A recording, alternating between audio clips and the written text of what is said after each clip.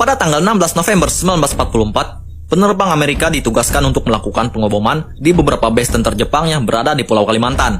Tujuan utamanya adalah Teluk Brunei, di mana Jepang mengeksploitasi sumber minyak di Kalimantan. Sebut saja mereka Tom Cubberley sebagai pilot, Jerry Rosenthal sebagai kopilot, Eddie Haviland, Dan Ilerich, Jim Notch, Tom Kepin, John Nelson, Frank Harrington, dan Phil Collins. Tapi belum sampai ke tujuan, tentara Jepang berhasil menembak jatuh pesawat mereka. Beberapa awak sempat membuka parasut dan jatuh ke pedalaman hutan Kalimantan. Beberapa meninggal di pesawat dan beberapa lagi jatuh entah di mana. Ya, inilah Dan Ilerich, salah satu penerbang yang berhasil selamat dari tembakan Jepang. Ia tidak sendiri. Untuk lokasi jatuh yang berdekatan, ia bersama salah satu rekannya yang selamat, Phil Collins. Tapi selamat dari tembakan Jepang di pesawat bukanlah sebuah keberuntungan. Mereka jatuh di belantara Kalimantan yang dikelilingi oleh sungai, lembah, hutan, gunung, dan beberapa predator yang mungkin cukup untuk membinasakan dua manusia. Tapi yang paling menjadi kewaspadaan utama adalah cerita tentang suku setempat, yang katanya adalah pemburu kepala dan kanibal.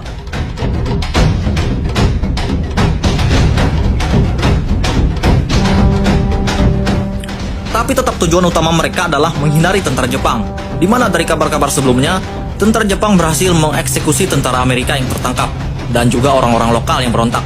Tentunya yang harus mereka lakukan saat bertemu dengan suku Dayak setempat adalah meyakinkan suku Dayak setempat bahwa mereka berdua adalah sekutu, yang nantinya akan membantu mengatasi penjajahan Jepang di tanah Kalimantan.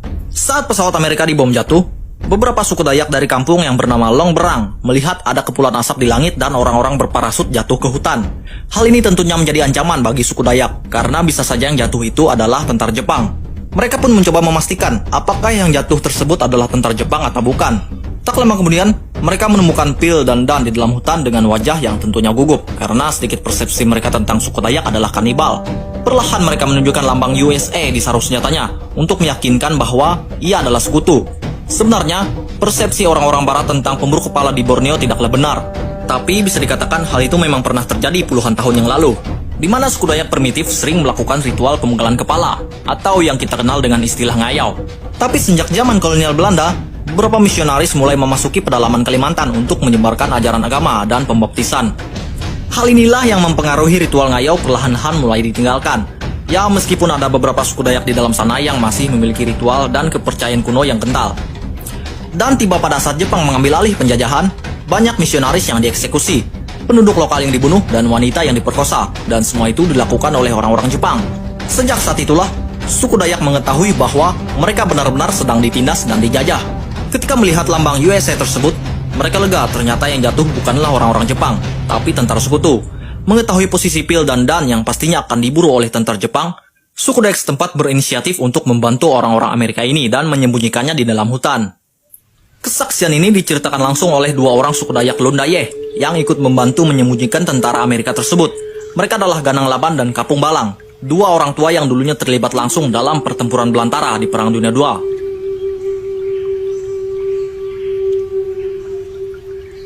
Saat tiba di salah satu rumah suku setempat, Phil dan Dan bertemu dua teman lainnya yang juga diselamatkan oleh suku Dayak setempat. Mereka adalah Jim Notch dan Eddie Haviland. Tapi untuk keadaan Jim Notch tidak begitu baik, karena kemungkinan kehilangan banyak darah saat terjadi tembakan. Rencana selanjutnya untuk suku Dayak adalah bagaimana cara mereka menyembunyikan keempat orang Amerika ini, karena desa Long Berang termasuk desa yang mayoritas masyarakatnya sudah dipengaruhi oleh ajaran agama. Jadi akan sangat susah bagi masyarakat setempat untuk berbohong jika suatu saat ditanya oleh tentara Jepang, apakah di sini ada orang Amerika? Jadi prajurit Dayak memutuskan untuk meminta bantuan kepada salah satu camat di desa sebelah yang dulunya adalah seorang misionaris yang ditugaskan oleh orang-orang Belanda yang mengajarkan agama di Kalimantan. Tapi saat Jepang mengambil alih, tugasnya digantikan untuk mengawasi orang-orang Dayak di kampung tersebut. Dia adalah William Makahnap, orang yang bekerja untuk Jepang tetapi juga orang yang loyal terhadap suku setempat. Para prajurit Dayak meminta bantuan Makahnap untuk menyembunyikan orang-orang Amerika ini ke perkampungan penduduk yang bisa dibilang masih belum terlalu dipengaruhi oleh ajaran agama dan bisa diajak beraliansi. Makahnap sebenarnya tahu risiko untuk dirinya jika dia membantu menyembunyikan tentara Amerika di perkampungan. Tapi dia berpikir, kenapa tidak? Tugas saya di sini cuma menguasai suku setempat, bukan ikut menjajah.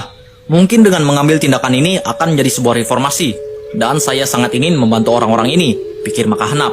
Dan ia pun langsung memutuskan untuk ikut serta membantu orang-orang Amerika ini, karena ia tahu Amerika adalah sekutu Indonesia saat itu.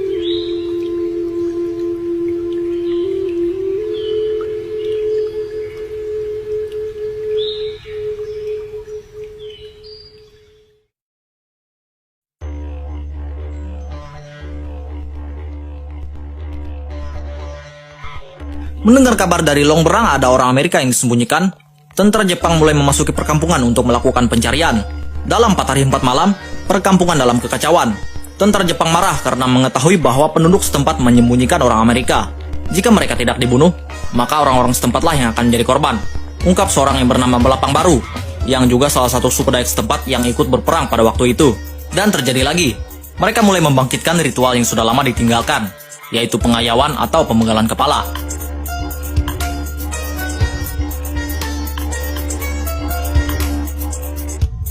Kita masuk ke ilustrasi film yang dibuat oleh National Geographic. Di situ terlihat beberapa suku Dayak dengan perahu mereka mulai menyusuri sungai, mulai melakukan perburuan kepada tentara-tentara Jepang.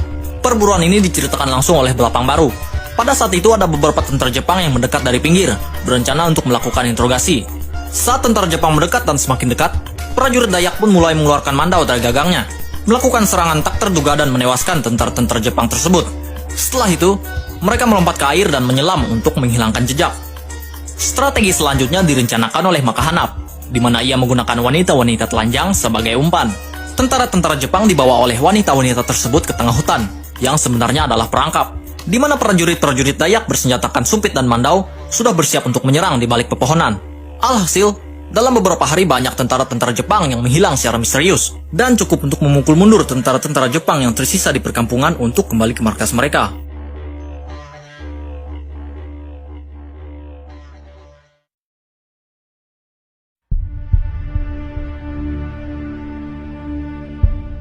Terus bagaimana nasib keempat tentara Amerika yang disembunyikan tersebut?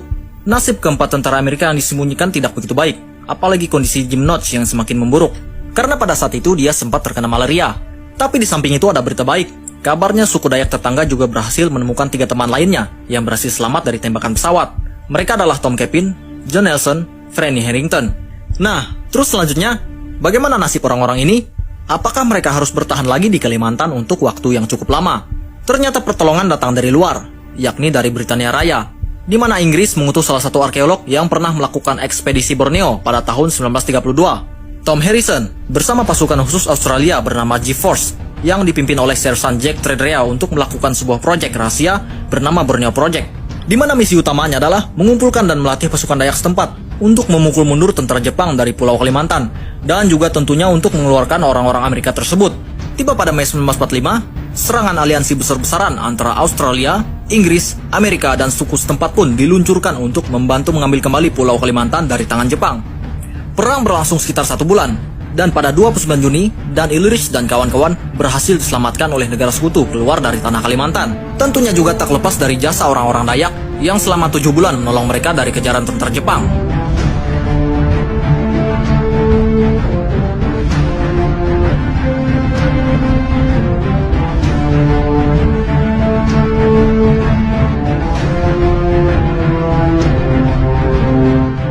Dan 2 bulan setelah itu, kita mengetahui pada tanggal 6 Agustus 1945 adalah kejadian bom Nagasaki dan Hiroshima. Berakhir pada tanggal 17 Agustus 1945, di mana Indonesia berhasil meraih kemerdekaannya.